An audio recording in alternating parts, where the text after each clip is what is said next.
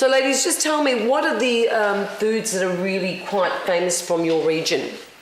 Well, we eat a lot of polenta, and which we eat with sugo and with sausage and wild boar even, cinghiale. Cinghiale. I must admit, when I first met Rita, I always said, surprisingly, that she reminded me of the way my mother cooked polenta. And I know you said to me ours is a lot softer, because in the north, that's quite right, we often have it quite hard on the board and we cut it with the string. But my mother, well, she must have come down to Rome sometime in her life, because she does it the soft way. Well, we do it soft. It's not so super soft, but it is because it will set once you've made it. Yes. But it's a lot softer than what I think you do. Yeah. And of course, le castagne. Le castagne we roast them simply just over a flame, or at home we probably would cook them in a pan or in the oven. Now, just tell me, tell our viewers at home, because there are different ways of doing these when you're roasting them in the oven. Now, tell me what you do. We just slit them just on the corner here at the bottom, a little slit, like just a bit of a deep slit. And that's all we do, and then we cook them, roast them in the oven. Because sometimes I used to do them on both sides, but you don't think that's necessary? Not really. I don't think so. No. And as you said before, they become a little bit like a pressure cooker. Yes. And that's what steams in. They cook. They get steamed inside and they cook. Beautiful. So they are beautiful. And if they're really fresh, you can like if they've really just been. You pick them off the tree. Well, we can boil them as well. Yes, now tell me about it, because Giovanni's, your partner Giovanni, he does them in a particular way. He doesn't just boil them, does he? His mother boiled them with bay leaf and fennel and a pinch of salt, which she actually took this first skin off and boiled them like that. Isn't that amazing? And she's from Salerno. Yeah. Yes. So each her memory. So each part of Italy have their own story, so hopefully we can, add on to those wonderful traditions. So Lucy, let me ask you, how do you maintain the traditions of your family in Australia? We're in a few ways, one of which is the cooking, which Rita's heavily involved in, obviously. And another activity that we're involved in is celebrating one of the feast days that our paesani in Carpineto in Italy celebrate, which is the feast day of Mary of the Immaculate Conception. Okay. So and when does that take place normally? That happens in December. In December? And it's in honour of the legend that Mary saved the town from the bubonic plague in 1657. So the town was under threat, and they promised Mary that they would honour her forever if she saved them, and she did. Yeah. So they celebrate that on the 8th of December in Italy, and we do here as well. On the Sunday closest to the 8th of December, we celebrate at the Assisi Centre in Rosanna, and what we have is a committee of paesani, people from the town, and we get together and we spend the morning making gnocchi lunghi, which are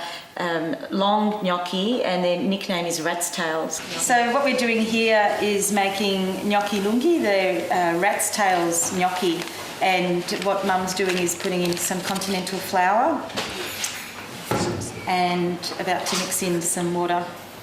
So they're gnocchi, but that warm water. They're gnocchi that aren't made with potatoes, they're made with water and flour. So she's just made a well in the flour and adding the warm water in slowly. And given that this can take some time, usually what the women on our committee do is make 3 kilos of gnocchi each at home, and they bring the pasta already made up to the Centro Assisi, and then we cut it up here so that it doesn't stick before we boil it up and serve it to all of our friends and paesani. Okay, so Mum's been working the dough for a little while now, and we think we're just about ready to cut that up. And it's better to rest it a little bit, though. Yeah. Make the dough and then rest a little bit and then work it again. And again, that's why it's good that the committee all make the pasta at home before they come in to the centre. They're called gnocchi, and I'm actually not sure why, because they're not made with potato and they're not short. So they're sort of long And usually, What are they made from? Flour and water. Flour and water. Okay. Yeah, and usually what you do is make the pasta up and then roll them out by hand, and that's why they look like rat's tails. Right. But for the purpose of the festa, because we're feeding 100 or so people, so we make the pasta by machine. Okay. And then what would be the traditional accompaniment, Rita? Well, they make a sugo with Sugar for our viewers at home is a beautiful sauce. Sauce with pork and mincemeat. And I think there's about 5 women or 4 women that make a pot each, and then they all... Is that right? We have a meeting during the year where women get allocated their jobs, and so they're all allocated the task of making 3 kilos of pasta to turn into gnocchi, and then some women are designated to bring the cheese, and other women make the sauce. Okay, isn't that fantastic? So we've got a big tray of gnocchi lungi ready to go here. We're going to, Nella and I will go out and put these on the trestle tables out the back. It's quite amazing when you see these long tables laden out with all this beautiful pasta that, of course, really are the hands of experience, because it takes a long time to make. And, of course, Rita, the purpose of drying out the pasta is for what? So it doesn't stick? That's right, yeah. And they use semolina as well. They sprinkle semolina over it just so it doesn't stick. Right. And, well, you know, it's not like you have to eat this particular pasta al dente, because it's not that type of pasta. No. But, and, I mean, it doesn't have to dry so much so it's very firm, but it's just, the semolina is just to keep it so it doesn't stick together. So it doesn't stick together. So there you go.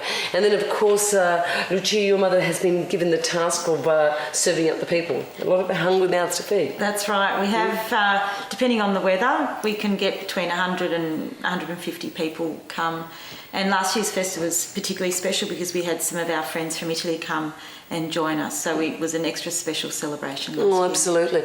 And I guess, I mean, you'll be able to instill this in your own daughter, no doubt? Yes, I mean, you know, having mum teach me how to do these sort of things, and her mother having taught her how to cook all these dishes, you know, I really will look forward to teaching Liliana how to, you know, cook the way we cook things that we've cooked for many years. And which you don't find in the rest of the books. You just don't find these recipes, really. Well, we have versions of them, but they're all a bit glossed over. But we like the raw stuff, don't we? Passed down from, you know, families to family for many years. Yeah, absolutely. Well, there you go. So, Lucia, I think it's a great thing that you're able to carry on these traditions here in Australia. Yes, and we're outside of Carpineto, the only community that celebrate this tradition in the way that we do. So the people in the town, the council, the mayor and the councillors there are really thrilled that we do it. And wonderful. And you know, we're really grateful and lucky, I suppose, that we've got the capacity to do that here. Yes. Yep. Yeah, and a lot of people, I mean, although you're a fairly small community, aren't you, the people from Carpineto? And on that note, of course, Rita, which is where you come in, how do they finish off this wonderful feast? Well, by making tortellini. I tortellini. Yeah. And when we come back, Rita is going to take us through the recipe and the easy way of doing these little, I don't know, we call them little potato dough, fried dumplings, I don't know what you call them, but they're just amazing.